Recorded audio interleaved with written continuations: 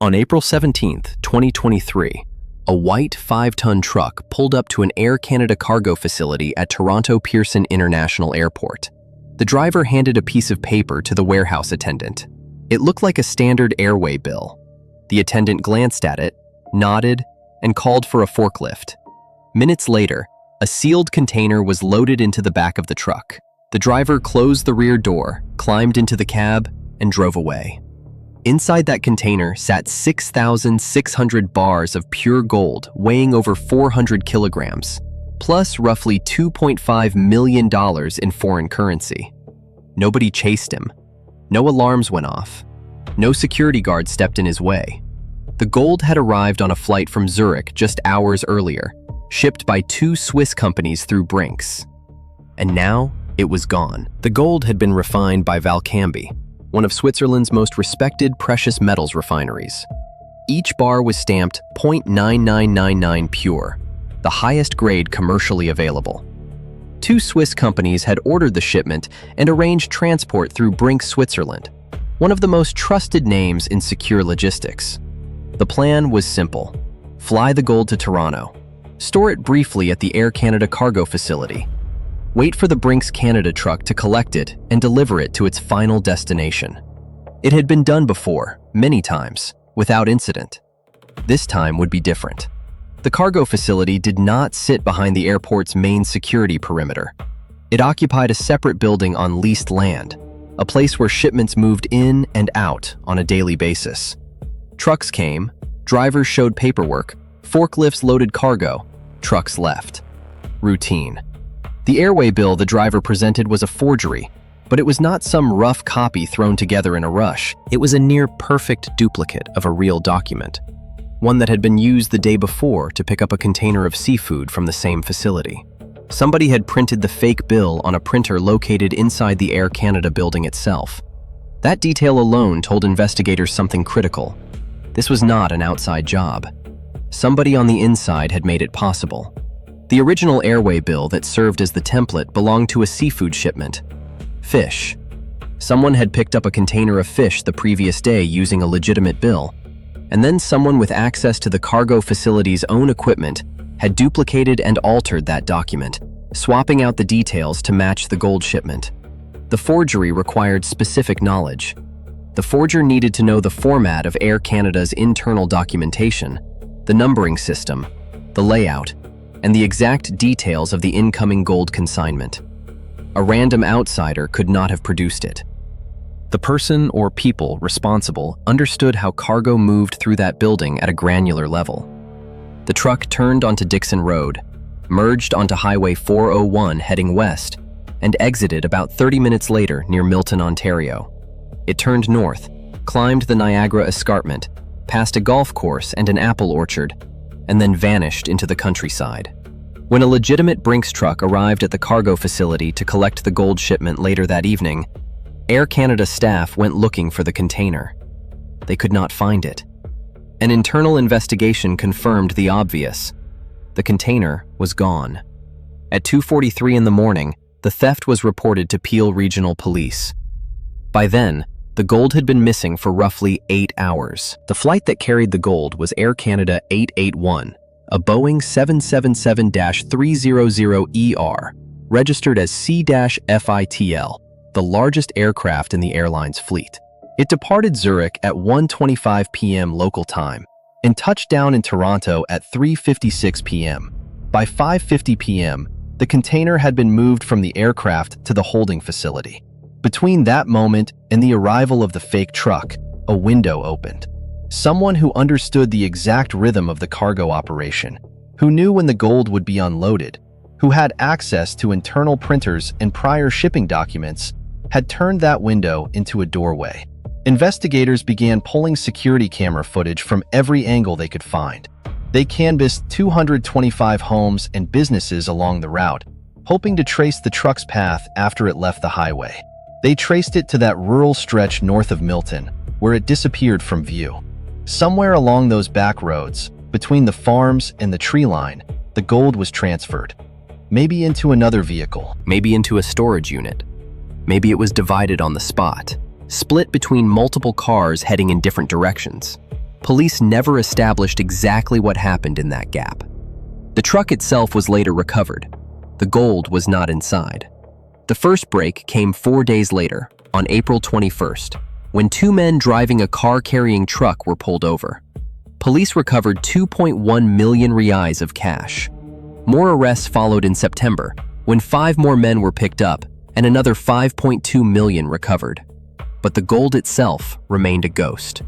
The investigation, dubbed Project 24 Carat, eventually identified 2 groups working in concert.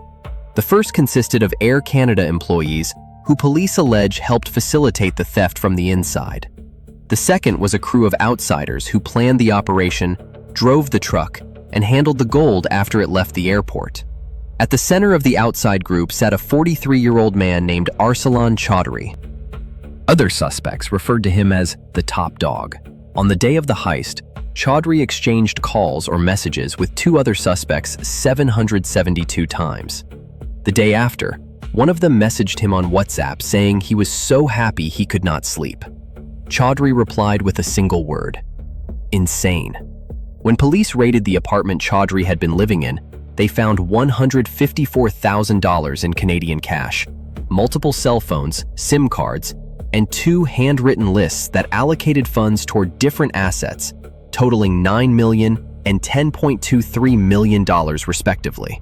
Investigators described the lists as debt sheets, a term more commonly seen in drug trafficking cases, showing how the proceeds from the stolen gold were being divided and distributed among members of the crew. The sheer volume of communication on the day of the heist was staggering. 772 calls and messages between Chaudhry and 2 other suspects in a single day. That level of coordination pointed to a real-time operation, with Chaudhry allegedly directing movements, confirming timing, and managing the logistics of moving a container of gold from one location to another without getting caught. He was not at the airport himself. He did not drive the truck. But according to investigators, he was the one making decisions from a distance, the person who had assembled the team and mapped out the plan. After the heist, Chaudhry helped King McLean evade police. He booked an Airbnb in the United States under his brother's name, which later cast suspicion on the brother as well. The digital trail Chaudhry left behind, the WhatsApp messages, the phone records, the lists, the bookings, would eventually become the backbone of the prosecution's case against him. Among those charged was Parmpal Sidhu, a 54-year-old Air Canada employee. Another was Ali Raza, a 37-year-old jewelry store owner from Toronto. The connection between Raza and the gold became clearer when police searched his premises and found smelting pots, casts, molds, and 6 crudely made gold bracelets resembling bangles. Expert examination confirmed the bracelets were pure gold. Police believed these tools and items had been used to change the composition of the stolen gold bars into different forms, making them harder to trace. Melting gold is not complicated. The bars were small, most of them weighing around 31 grams each, about the size of a large postage stamp. You do not need industrial equipment to melt a 31-gram bar. A basic crucible, a propane torch, and a graphite mold will do it. The process takes minutes. Pour the molten gold into a different shape, let it cool, and the original serial number is gone. The refinery stamp is gone. The Brinks tracking data is meaningless. What remains is just gold. Anonymous, untraceable, and worth exactly the same as it was before. Police believed only a small quantity was melted at Raza's shop. The rest, they concluded, was moved quickly and efficiently out of the country. The man police say drove the truck was Durante King McLean of Brampton, Ontario. He fled to the United States after the heist, where Pennsylvania state troopers pulled him over in September 2023 during a routine traffic stop. Inside his vehicle, they found 65 firearms. Police believed the guns were purchased with profits from the gold and were being trafficked back into Canada. King McLean was arrested and held in U.S. custody on arms trafficking charges. In April 2025, he agreed to plead guilty to conspiracy to traffic firearms, carrying a maximum penalty of 15 years. His Canadian charges for theft and possession remained pending. The firearms angle added a second layer to an already complicated case. Investigators believe the crew did not just steal the gold for personal enrichment. A portion of the profits was being funneled into illegal weapons purchases in the United States, which were then smuggled back into Canada. The gold heist, in other words, was financing a cross-border arms pipeline. What began as a cargo theft at an airport had expanded into an international criminal network spanning at least 3 countries. Another suspect, Simranpreet Panesar, was a manager at Air Canada who resigned from his position in the summer of 2023 and moved to India. Before becoming a suspect, he had voluntarily given Peel police a tour of the Air Canada cargo facility. Investigators later came to believe he played a key role in facilitating the theft from within the company. An extradition request was filed. Panesar remained in India. Chaudhary himself fled to Dubai after the heist. He stayed abroad for over 2 years. Then, on January 12, 2026, he boarded a flight back to Toronto and voluntarily surrendered to police at the same airport where the gold had been stolen. He was charged with theft, 2 counts of possession of property obtained by crime, and conspiracy. In March 2026, he pleaded guilty to plotting the theft. The gold, though, was a different story. Lead investigator Detective Sergeant Mike Mavety admitted in a briefing to the Peel Police Service Board in June 2024 that investigators believed a large portion of the gold had been smuggled out of Canada shortly after the robbery. The likely destinations were Dubai and India. Markets flush with gold, Mavety explained, where bars with serial numbers could be melted down without questions. In India alone, consumers purchased 750 tons of gold in 2023. Demand was enormous, supply chains were difficult to police, and once smelted, the gold became untraceable. Najib Shah, a former Director General of Revenue Intelligence in India, who spent years overseeing anti-smuggling operations, described the problem in blunt terms. The cultural affinity toward gold in India made it an extremely attractive commodity for smuggling. The routes from Dubai were well established and nearly impossible to police. Gold could be carried on commercial flights in checked luggage, hidden in cargo shipments, or moved through courier networks that had operated for decades. Once it reached a local jeweler or refiner, it disappeared into the domestic market. No questions, no paperwork, no trace. The same applied to Dubai. The emirate served as a global hub for gold trading, both legal and otherwise. Refiners there were less particular about provenance than their European counterparts.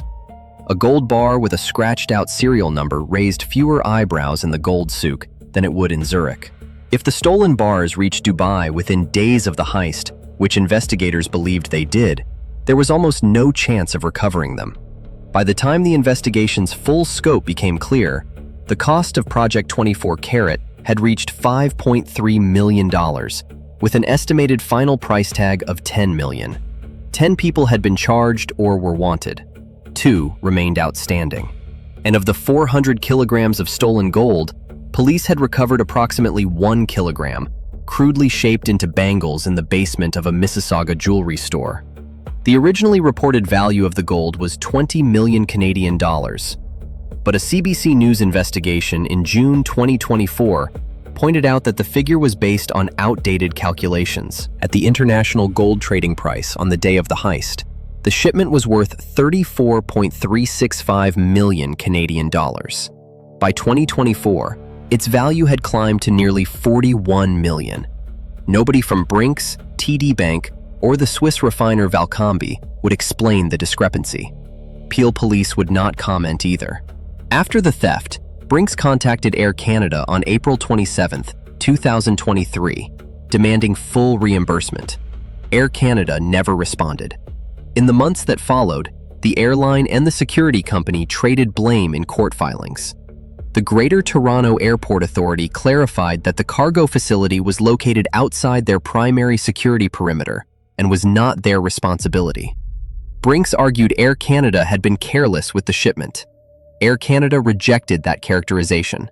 What remained after the lawsuits and the press conferences and the guilty pleas was a simple picture. A crew with inside access to a major international airport, walked away with over 400 kilograms of gold, using nothing more than a forged piece of paper and a rented truck. They did not cut through walls. They did not hack computer systems. They did not fire a single shot. They handed a document to a warehouse worker, watched a forklift load their container, drove off into the Ontario countryside, and turned the gold into cash before anyone figured out what had happened. The investigation cost millions. Careers were ruined. People were arrested on multiple continents. And somewhere between Toronto, Dubai, and India, the vast majority of the gold remains in circulation, melted down, reshaped, sold, and spent, untraceable and unrecoverable, absorbed into the global market like it was never stolen at all. Detective Sergeant Mavity called it the single largest gold heist in Canadian history. The Gold Bullion Company, a British group that monitors such events, ranked it 6th largest in the world. And what made it remarkable was not the violence, because there was none. Not the technology, because there was barely any. Not the weapons or the explosives or the elaborate disguises, because none of those things existed in this case. What made it remarkable was how ordinary it looked. A truck, a piece of paper, a forklift, an attendant who did what attendants do every day, which is check the paperwork and load the cargo. The vulnerability the heist exposed was not specific to Pearson Airport. It was systemic. Cargo facilities around the world operate on trust and documentation. When a driver shows up with the right paperwork, the cargo gets loaded. The system assumes the paperwork is real. It assumes the driver is authorized. It assumes the chain of custody between aircraft and truck is unbroken. All those assumptions failed on April 17, 2023. And by the time anyone noticed, the gold was already halfway around the world, melting in a crucible somewhere, losing its shape and its identity, becoming nothing more than